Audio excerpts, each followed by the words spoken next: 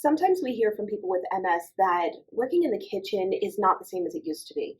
It's a lot harder, it's more fatiguing, it takes too much energy. Maybe they just can't cook like they used to, and those fancy meals aren't realistic for them anymore, so why try it all? This big change can be frustrating for people with MS, and we also find that the support partners are also experiencing that change as well. Mhm. And from the support partner perspective, they may suddenly find themselves going from the person who never thought about prep in the kitchen to somebody who now has total responsibility for getting meals on the table. And that feels overwhelming to them. So I think we want to talk about how people with MS and their support partners can get their rhythm back in the kitchen so that they can enjoy meal prep and eating together. I think the most important thing is to make a plan, I think is huge. If you just run in there with no plan, there's going to be challenges. So setting a plan and discussing what that plan looks like together and reassessing that plan because MS changes every day. Yesterday, today, and tomorrow might all look like three completely different days. The big challenge, though, is how does somebody with MS communicate their needs to the support partner? And how does the support partner communicate back to that person with MS on how to do this or what to do or what does it even look like?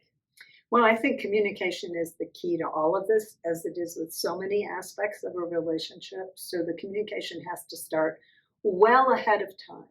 And that means, what does our meal planning for the week need to look like? How do we accomplish it with a minimum of stress and effort? So how many meals can we actually plan on cooking? How many backup meals do we need to have that are healthy and convenient in the freezer for days that aren't going to work?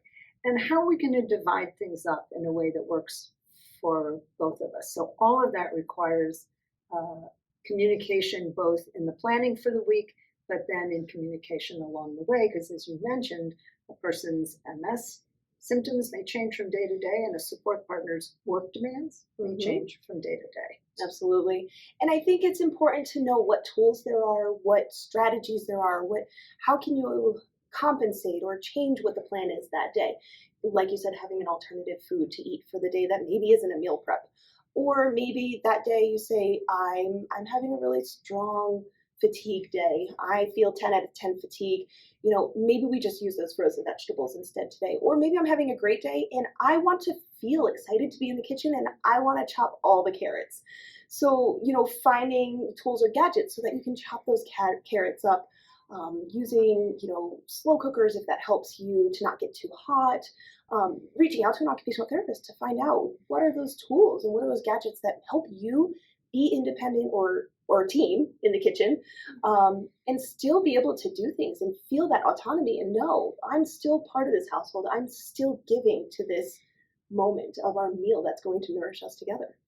And I think I would only add to that to think about where your strengths and preferences lie, right? Some people love to search for recipes and plan meals, while other people find that very stressful.